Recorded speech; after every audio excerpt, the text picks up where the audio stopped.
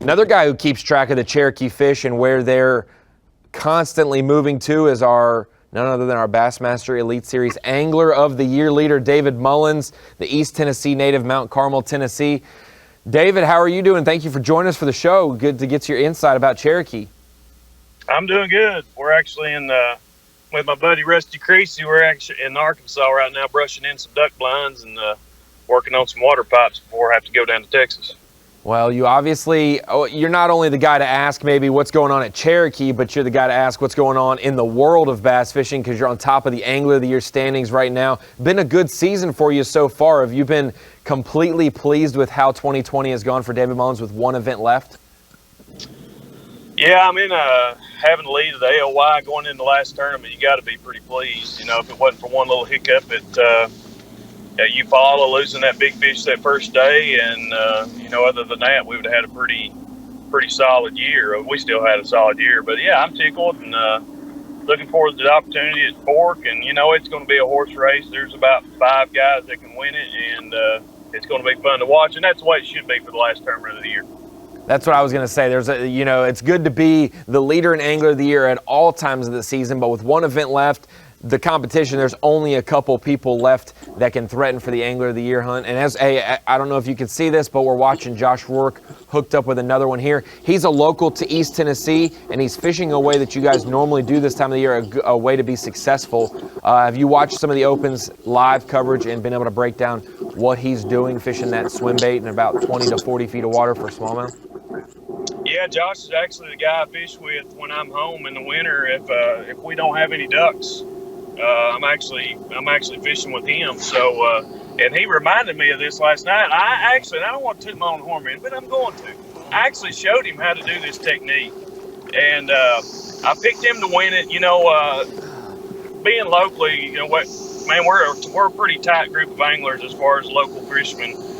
Bill Humbard, I can tell you, my 3rd year on tour, I was struggling. I actually roofed houses with Bill Humbard just to make some money in the off season so I continue fishing. So if I had 3 or 4 guys to pick locally that was fishing this tournament, I would have picked Josh Rourke, Bill Humbard, and Jeremy Gordon. I don't know Gordon as well, but he's done really well at Cherokee and Douglas the last few years. But I was going to pick Bill or Josh to win this thing, and talking to Josh last night, he's got this one school in this area of the lake, but he's also got about 3 or 4 other ones. And yesterday he caught 1 or 2 off a spot and left it and really just practiced the rest of the day, late in the day. And he said he found 1 more spot. So he's got about 3 others he can rotate.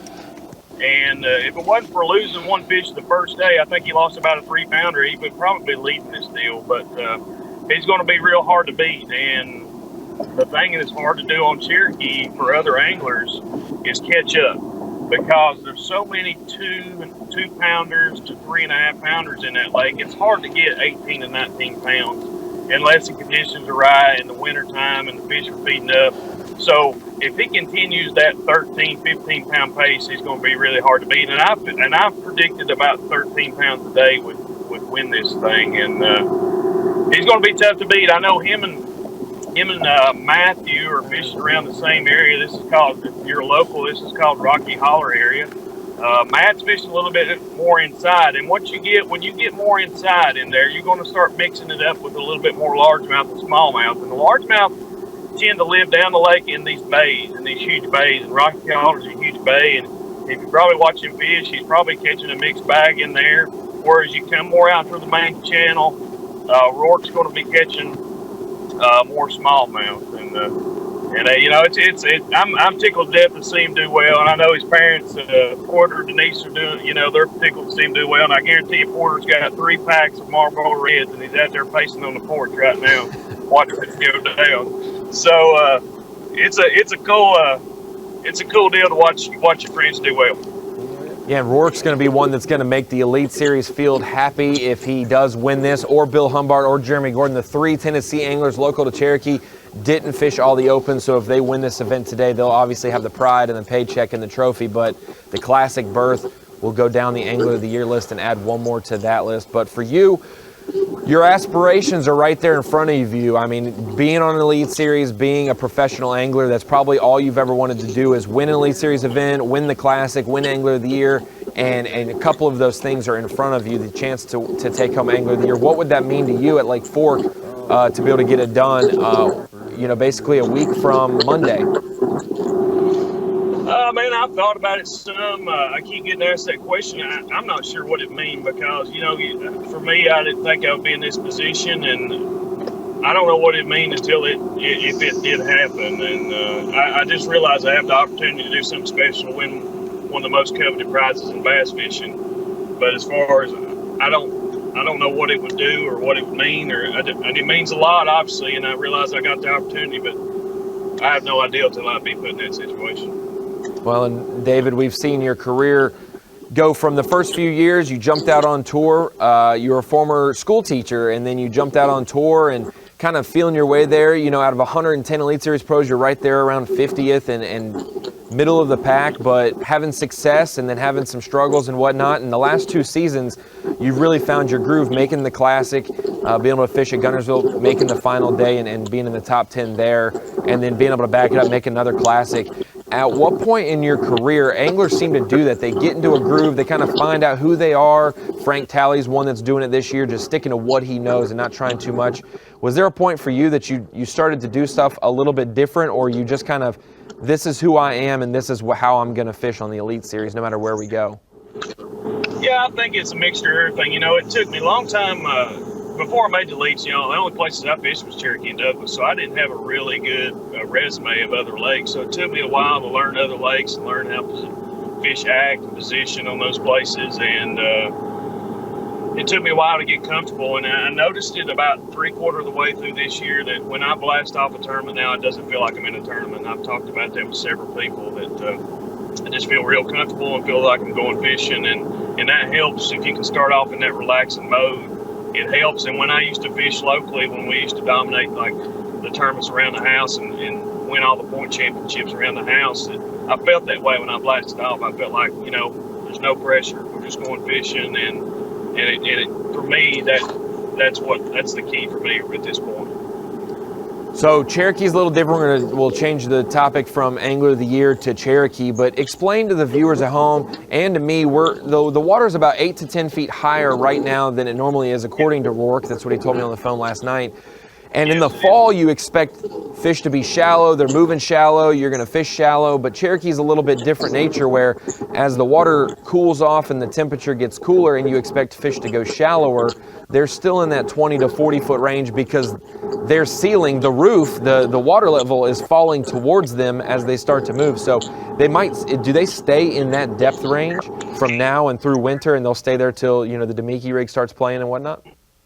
A lot of this has to do with shad, and what you got going on in Cherokee in the last 10 years, you've had an explosion of smallmouth. Like, we used to never fish for smallmouth on this lake, and if you caught one, it was just a lot of time with my bonus, but it was dominated by largemouth, and you had bigger bags. You'd see 20-pound bags regularly on the lake, and now there's just an explosion of smallmouth, and you've got a lot of smallmouth that are 2 to 3.5 pounders. And it almost fishes like a northern lake. It fishes like, everybody's going to have, when it's right, everybody's going to have 15 pounds. If you can have 16, which is only a pound more, you've done separated yourself like 10, 15 spots. That's how tight it is in the winter and the spring, because everybody's going to catch the same fish. It's just a matter of getting 1 or 2 good ones to go along with it. And yeah, the shad position is a lot to do with whether these fish go shallow or not. A lot of times it takes several sunny days in a row and the shad come up real good, and then you can start catching them on topwater spooks. But a lot of this has to do with the water color. This lake gets so clear anymore. We don't have a lot of agriculture up in our rivers like we used to. And there's not a lot of runoff from rain, and the waters stay really clear. And a lot of times that keeps the fish a little bit deeper than what they normally would. Now, this guy right here fishing, I'm not sure this guy's name. Now, you see he's in watercolor, so he's going to be able to catch those fish shallower. But if you go down where Josh, Matt, Timmy, and the rest of them are fishing, the water is really clear. It's going to keep those fish deeper. So there's an opportunity to catch fish shallow in the fall, but way the water clarity is, the way the shad are, you know, that big front came through, got real cloudy, probably pushed the bait down, and a lot of people thought they were going to catch them shallow on top. And a lot of times in the fall in Cherokee, when the clouds roll in, is one of the best days to fish deep, and that's you saw that. Josh, a bunch of them caught them out off the bank that day, and that's just the way Cherokee is. It's a different animal than the rest of them, and it is hard to be consistent on that lake. And again, those three locals, Bill Hunbar, Jeremy Gordon, Josh Rourke, some of the best locals around. And I'll tell you, the biggest hammer out of all the locals is Bobby Drennan leaving the co-angler deal. Bobby's a great friend of mine and is an absolute fish catcher. And nobody more deserving than Bobby to win that co-angler deal, and I hope he finishes that out. Crushing the co-angler title right now, Bobby is, with almost a 3-pound lead on second, a 5 and change on third, and then an 8 on 12th. We're watching Denny Fiedler right now from Minnesota, and that's one thing I was going to ask you. We talked about the deep smallmouth deal, the stuff Robertson, Rourke, Tompkins, a lot of those guys are doing, all the locals. You mentioned Gordon and Humbard as well. Denny Fiedler is fishing in that German Creek, the Ray Creek region on Cherokee, Right. and he's been throwing a chatterbait and a small swim bait up shallow, small swim bait in some of the clearer water, but a chatterbait in that dirtier water. And he has caught 8 largemouth this week, 2 smallmouth he's weighed in. Would you ever think that a guy would be 3 ounces out of the lead this time of the year with 8 largemouth compared to some of the guys catching 8 or 9, 10 smallmouth for their 10 fish so far? Yeah, absolutely. Yes, I would. And the reason why is the water temperature. First of all, you got water that's going to be higher. It's 10 foot higher. So there's a lot more stuff on the bank. Second of all, you've got the water temperature is higher than what it normally be. If it was colder, this would be all smallmouth dominated. You'd see somebody maybe catch some largemouth.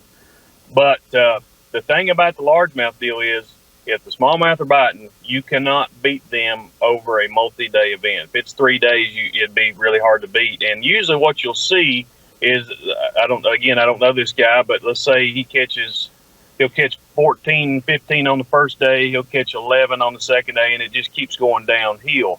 And that's the way the largemouth bite usually goes. Usually you can catch them big one day, and then it tapers off. And I don't know if you just catch all of them in the area, but it's just very hard to be consistent. And it's very hard to beat smallmouth because there's just so many of them in the lake now. One big thing for Denny Fiedler, the guy we were just watching right there, he had 14.5 pounds on day 1, tied for second. He had a 5.6 largemouth. That was the big bass of the tournament so far. And then 13 yesterday. He had a 4+ pounder to go with it. So for Denny, it's been very important for him to be second place right now. He's had one bigger than average bite, a kicker for sure, each of the first 2 days. For these guys, changing conditions. Day 1, you had that tropical storm Zeta come through, dumped a lot of water into the lake, a lot of rain throughout the day, cloudy, dark conditions, a low ceiling and whatnot, a lot of wind as well. Day 2, more so just cloudy. The rain didn't hang around, but it's still cold. And then day 3 definitely feels more like post-frontal conditions today.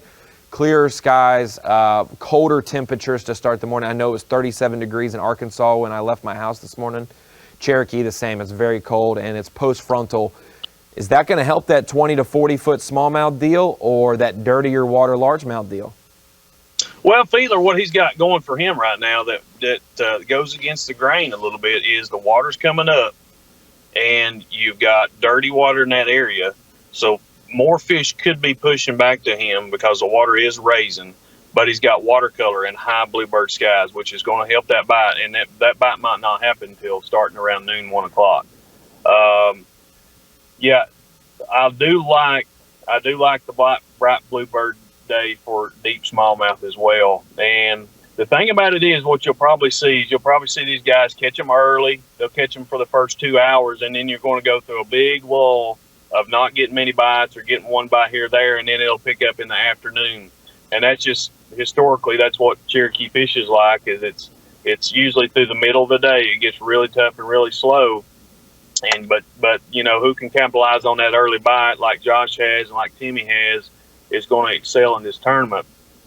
But again, you know, that water coming up, the Fiedler might have a chance at this. I don't see it holding up 3 days, but he does have a lot of things in his favor as far as the sunshine being up, watercolor, and the water rising a little bit. So it's going to be a fun shootout. But I still got my money on Mr. Rourke here. Rourke started the day in third place. We're watching him right there. And then you also had Gordon. They were sharing that spot, but Gordon said, I'm going to let my buddy who's got more of a shot to win, I'm going to let him fish it. Bill Humbard, another local you were mentioning, fishing down south of Takeoff. There's not much of Cherokee that's south of Takeoff, but been cranking a DT10, catching smallmouth as well. So, and Mullins, I appreciate you. David Mullins, our 2020 Bassmaster Angler of the Year leader with one event left. Either way, you've made the Classic. You've had a great season overall. We look forward to seeing you on live and do work at Lake Fork. But thank you for dropping some Cherokee knowledge on us. It's a special place. We've got to see it at the College Series in May, the Elites in February, and now the Opens in the fall. Awesome. Yeah, guys. Thank you for having me. I hope we can close it out. God bless. David Mullins, our Bassmaster Angler of the Year leader, Cherokee local, native to East Tennessee. He's one of those guys that's jumped in and jackpotted some of the Opens before and won an event, didn't clinch a champion or a spot in the Classic via wins. We've got a couple Tennessee locals, some hammers on Cherokee in our top 12 today competing. Josh Rourke, one of them at the top of the leaderboard, separating himself pretty good on the Bass Track leaderboard right now. 4 fish in the box. The day 2 first and second place guys, none so far. But join us after this commercial break. We'll see more action from Cherokee.